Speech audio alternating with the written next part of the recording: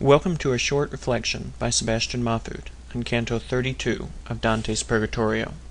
Allegorically, this is the most heavily laden canto in the entire Commedia, and the images that Dante invokes in the parade and the mask of the Church's corruption are Johannine in their scope, greater than any he's provided us to this point, among which include the Old Man of Crete, Dame Fortune, and the Siren. Here we begin with Dante's over-fixation on the object of Beatrice as the woman he knew a decade before, to the point where he's in danger of falling back into idolatry, which the virtues note in saying, "He stares too fixedly." He pulls his eyes away from her and follows the procession, Statius still in tow, across the sacred wood that Eve had deserted after her crime at the tree of good and evil, and we come upon the very tree, the offshoots of which we've already seen on the 6th cornice below. This tree, which is barren, has grown since the time of Adam, so that no one on the ground, except perhaps the griffin, could reach its branches. At this point Beatrice descends from the car and walks in humility up to it. Ciardi explains the metaphor by saying that the tree symbolizes the Holy Roman Empire, the superiority of the Christian Empire to all others. The griffin binds the chariot to the tree, which Ciardi explains to mean that he's binding the Church to the Empire, offering a side note that the pole that the griffin had been pulling the Church along with is the true cross, which was made from the wood of this very tree.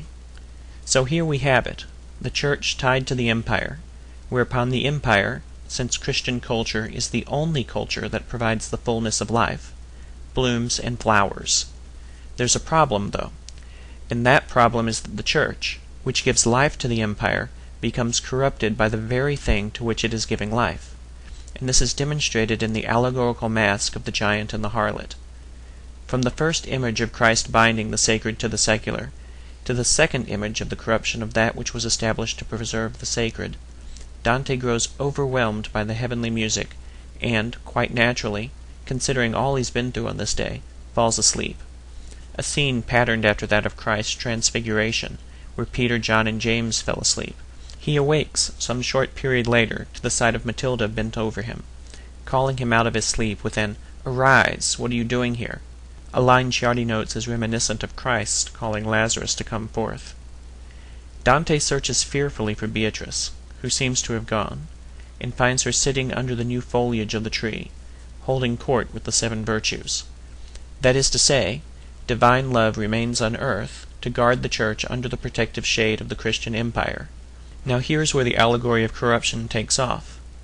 An eagle, representing the Empire's attack on early Christianity, swoops down on the Church, striking it a tremendous blow, and this eagle is followed by a gaunt fox, representing heresy, who pounces on the Church and is repelled by divine love.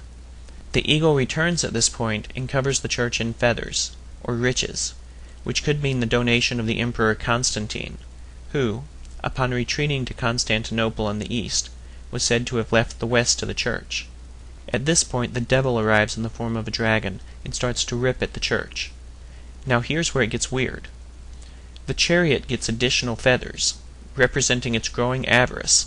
Harken back to Boniface VIII for a moment, and starts to sprout 7 heads with 10 horns.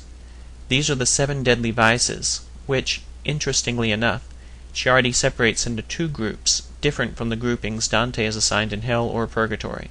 He writes that the first 3 heads with 2 horns each represent pride, wrath, and avarice, as the worst sins that affect both one's relationship with God and one's relationship with man. The second group of 4 heads, with only 1 horn each, represents sloth, envy, gluttony, and lust. For these, Ciardi notes, offend God, but not necessarily one's neighbors. What's been exchanged here is avarice, which Dante had earlier considered an excess of love, for envy, which Dante had earlier considered a defect of love. A way to explain this is that avarice produces envy in the heart that has no love in it. But we don't have time to dwell on the point before we see an ungirt harlot suddenly appear on this monster's back, with a giant in attendance. The Church has become a prostitute consumed by avarice to the Emperor, or, in this case, the King of France, who kisses her from time to time before starting in on a savage beating the moment she looks hungrily at Dante. The giant then drags her off, like Philip IV of France dragged off Clement V to set up the papacy in Avignon. Now it's a good thing Dante had a nap before witnessing this vision, because the unpacking of it certainly does wear one out.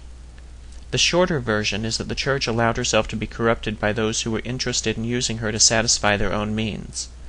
And here we have a whole host of eighth circle crimes to account for, including pandering, seducing, flattering, simonizing, grafting, displaying hypocrisy, stealing, causing discord, counseling toward evil, counterfeiting, and lying. All this because of an alleged donation to the Church made by Constantine, that itself turned out to be a forgery. When one lets the acquisition of material comforts be one's sole influence and guide, one gets stuck in the maintenance and preservation of those comforts. Far better, the allegory demonstrates, to avoid avarice and prodigality in holy poverty. For to know how to live rich, one must first understand how to live poor, so that one never lives beyond one's means, and never, thereby, compromises one's integrity by trying to maintain a lifestyle one cannot afford. We'll revisit this point with St. Peter in heaven, but for now, we've got Unoi to cross, and heaven to enter.